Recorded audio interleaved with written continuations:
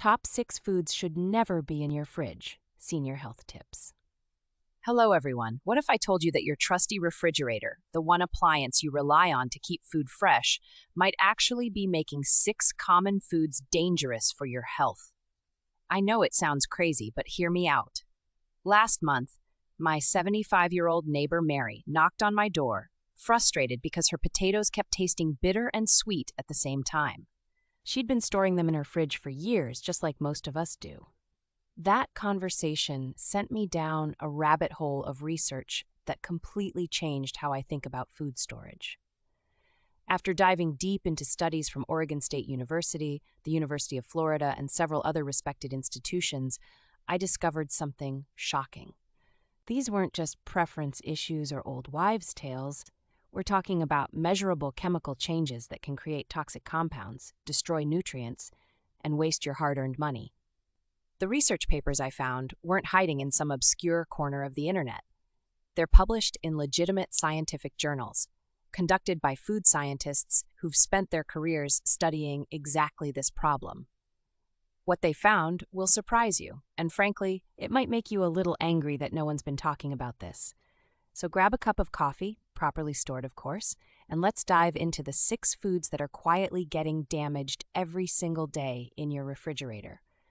Drop a comment below about which one shocks you most, and don't forget to share this with anyone who might be making these same costly mistakes.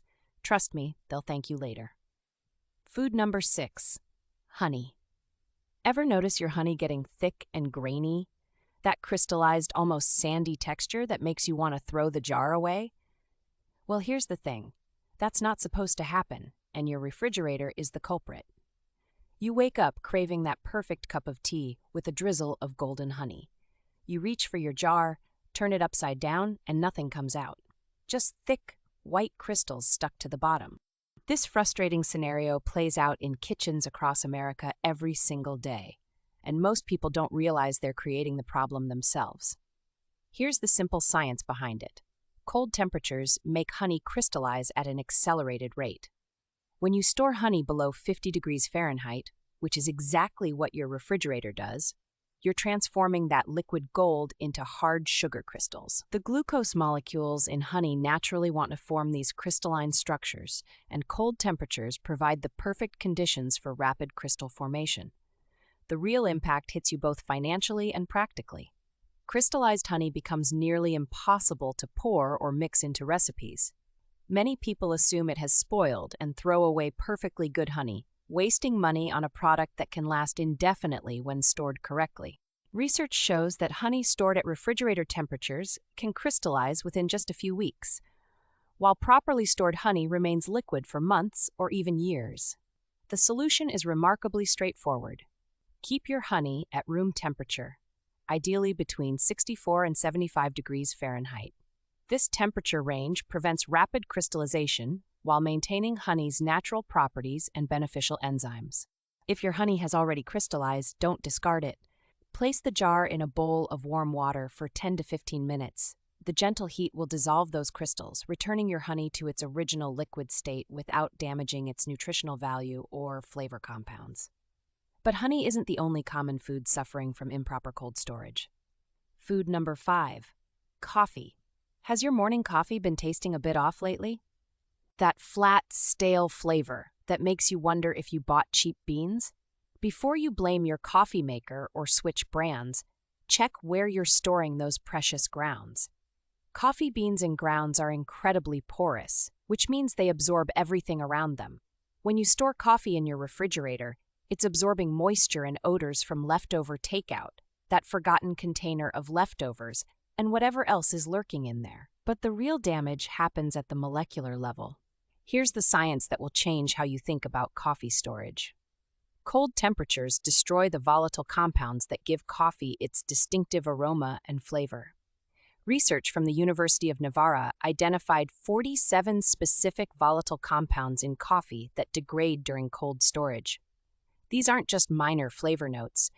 These compounds are what make the difference between a rich, satisfying cup and something that tastes like brown water.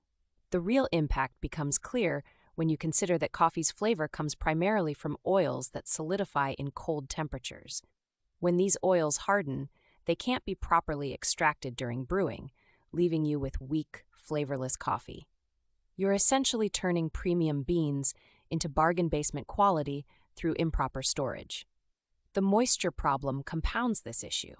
Coffee stored in refrigerators can absorb enough moisture to encourage mold growth and accelerate staleness. What should stay fresh for weeks becomes stale within days. The solution requires just two simple changes. Store your coffee at room temperature in an airtight container and keep it away from light.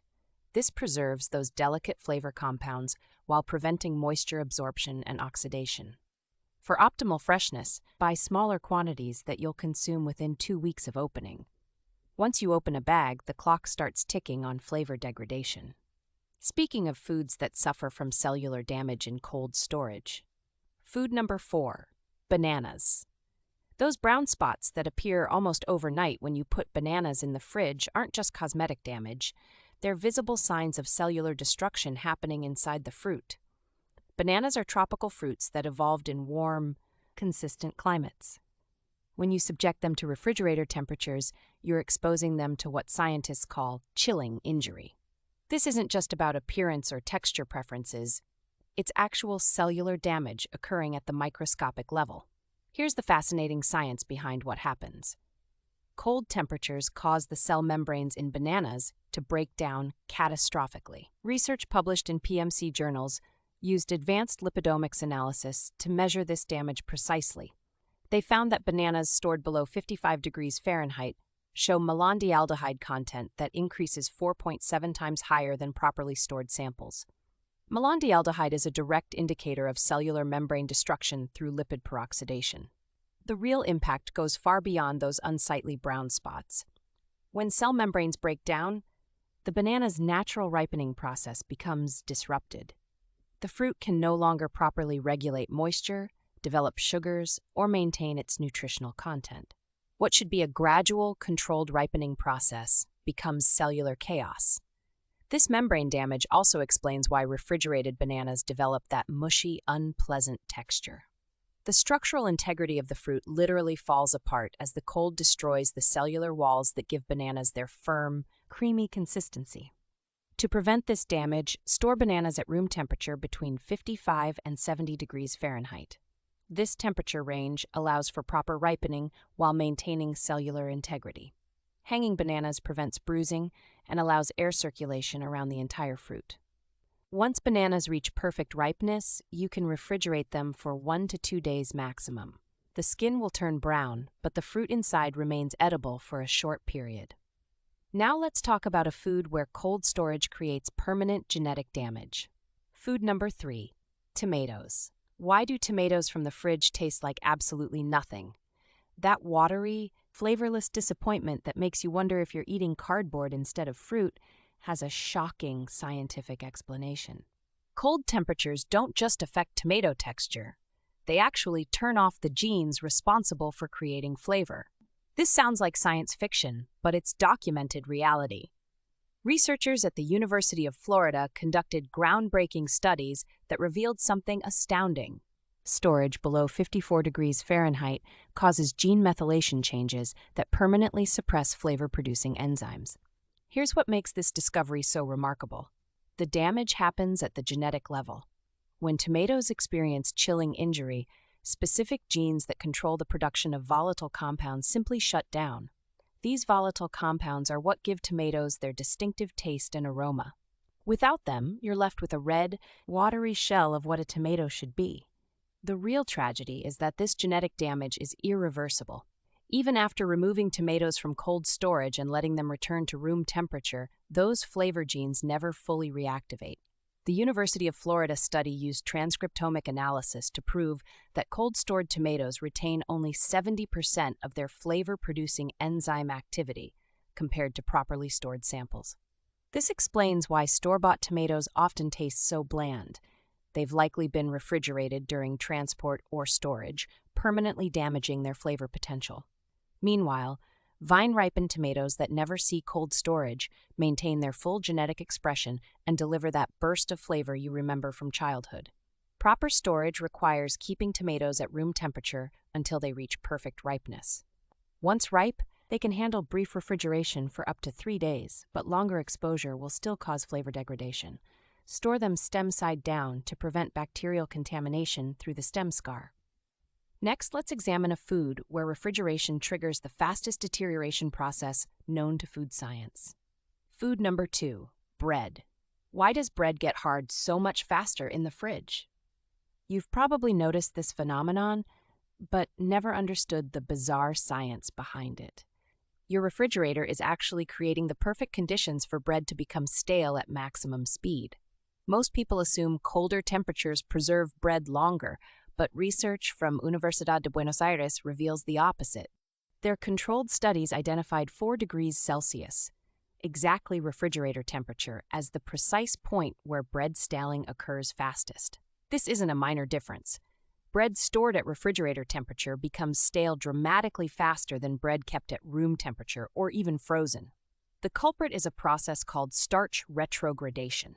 When bread cools, the starch molecules that were softened during baking begin to recrystallize into a rigid structure. This molecular transformation happens most rapidly in the temperature range between -8 and +8 degrees Celsius, with peak activity occurring right at refrigerator temperature. During retrogradation, amylose and amylopectin molecules reorganize themselves into crystalline formations that push out moisture and create that familiar hard, crumbly texture. Water activity measurements show continuous decline over 23 days at refrigeration temperature, while frozen bread maintains stable water activity levels. This explains why day-old bread from your counter stays relatively soft, while bread from your fridge becomes noticeably firm overnight.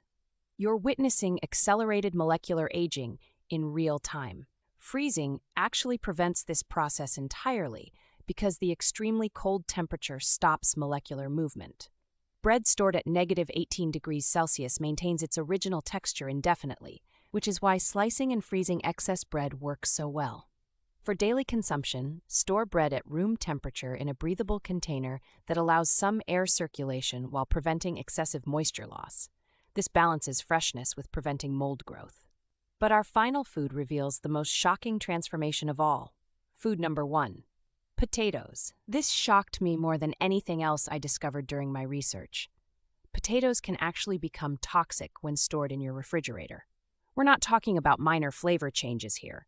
We're talking about the formation of potentially harmful compounds that your body was never meant to process. When potatoes are exposed to temperatures below 45 degrees Fahrenheit, they undergo a survival response called cold-induced sweetening.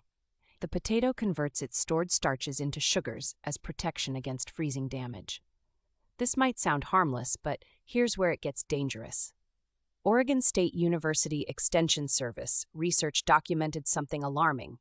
When these cold-sweetened potatoes are cooked at high temperatures, those sugars react with amino acids to form acrylamide. The International Agency for Research on Cancer has classified acrylamide as a probable human carcinogen. We're talking about cancer-causing compounds forming in your kitchen from improperly stored potatoes. The numbers are staggering. Research shows that solanine levels, another toxic compound, can increase from 2 milligrams per kilogram to 74 milligrams per kilogram fresh weight within 48 hours when cold-stored potatoes are exposed to light. That represents a 3,600% increase in a potentially toxic substance. This explains why some potatoes taste oddly sweet or develop that bitter, unpleasant flavor. Those taste changes are warning signals that chemical transformations have occurred inside the potato. Your taste buds are detecting the presence of compounds that shouldn't be there. Proper storage requires temperatures between 45 and 50 degrees Fahrenheit in a dark, well-ventilated space. A basement, pantry, or even a cardboard box in a cool closet works perfectly. The key is avoiding both the warmth that causes sprouting and the cold that triggers sugar conversion. Keep potatoes completely separate from onions during storage.